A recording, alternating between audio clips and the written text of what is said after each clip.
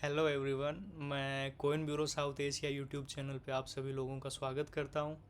ये coin bureau की तरफ से मेरा पहला वीडियो है, तो मैं खुद का थोड़ा इंट्रोडक्शन आप लोगों को दे देता हूँ।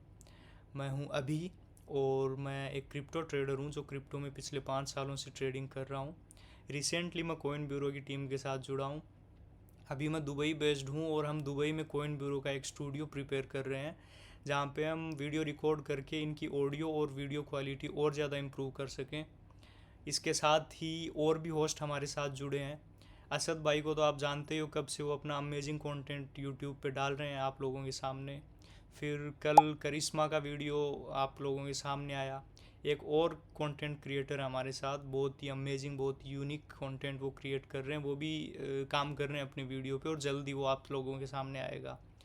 तो जब तक हमारा स्टूडियो पूरी तरह से प्रिपेयर नहीं हो जाता, तब तक हमारे पास जो भी औजार पाती हैं उन्हीं से आप लोगों को काम चलाना पड़ेगा। लेकिन जल्द ही हमारा स्टूडियो प्रिपेयर हो जाएगा।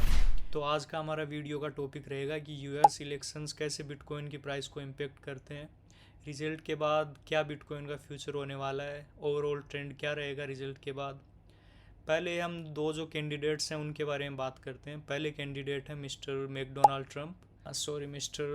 डोनाल्ड ट्रंप, जो रिपब्लिकन पार्टी से प्रेसिडेंट के कैंडिडेट हैं, और दूसरी हैं कमला हैरिस, जो डेमोक्रेटिक पार्टी से कैंडिडेट हैं। हम इन दोनों की बात करने से पहले थोड़ा हिस्ट्री में जाते हैं। जो पिछले 3 इलेक्शंस हुए हैं उनके बारे में देखते हैं। तो अभी स्क्रीन पे आप जो एक चार्ट देख रहे हो, ये 4 डे टाइम फ्रेम का चार्ट है। और जो येलो लाइंस है, जो वर्टिकल येलो लाइंस है, ये मैंने मार्क की है इलेक्शन रिजल्ट डे की। तो जैसा कि आप लोग चार्ट में देख पा रहे हो, इलेक्शन रिजल्ट डे के बाद जो पहले 6 महीने हैं उनमें प्राइस ने एक बहुत अच्छा सर्ज किया है। डजेंट मैटर चाहे डेमोक्रेटिक पार्टी आई हो चाहे रिपब्लिकन, प्राइस पहले 6 महीने में बहुत अच्छी बढ़ी है। तो अभी हम चलते हैं 2012 के बिटकॉइन के चार्ट पे। इलेक्शंस के टाइम बिटकॉइन की प्राइस थी कुछ $11 के आसपास, और 6 महीने के अंदर अंदर प्राइस पहुंच गई थी $265, generating a massive profit over 2000%।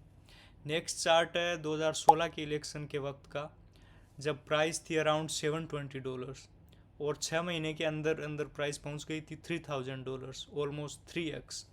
और अभी रिसेंट इलेक्शंस की अगर बात करें 2020 के, तो इलेक्शंस के वक्त बिटकॉइन की प्राइस थी अराउंड $15,000, और पहले 6 महीनों के अंदर ही बिटकॉइन की प्राइस $64,000 तक पहुंची थी, ऑलमोस्ट 400% अप।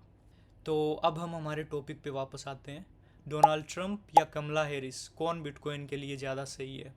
तो अगर आप क्रिप्टो में हो तो आप इतना तो जानते ही हो कि डोनाल्ड ट्रंप प्रो बिटकॉइन है।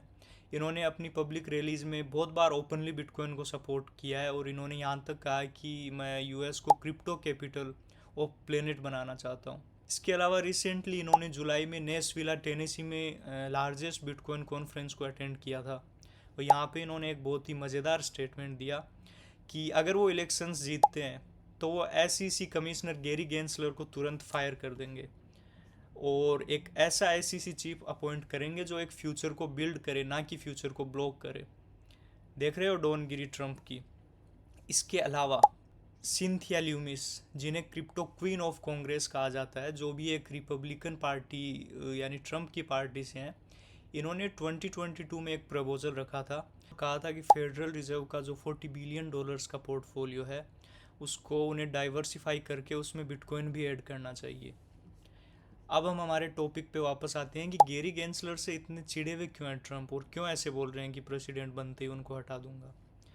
तो उन्होंने ये इसलिए कहा बिटकॉइन कॉन्फ्रेंस में, क्योंकि गैरी गेंसलर का हमेशा से ही एक एंटी बिटकॉइन स्टांस रहा है। वो बार बार बिटकॉइन और क्रिप्टो करेंसी को क्रिटिसाइज़ करते हैं।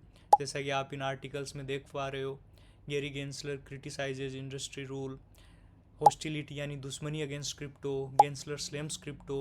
तो अब जानते हैं गैरी गेंसलर का कमला हैरिस से क्या रिलेशन है, ये कैसे जुड़े हुए हैं।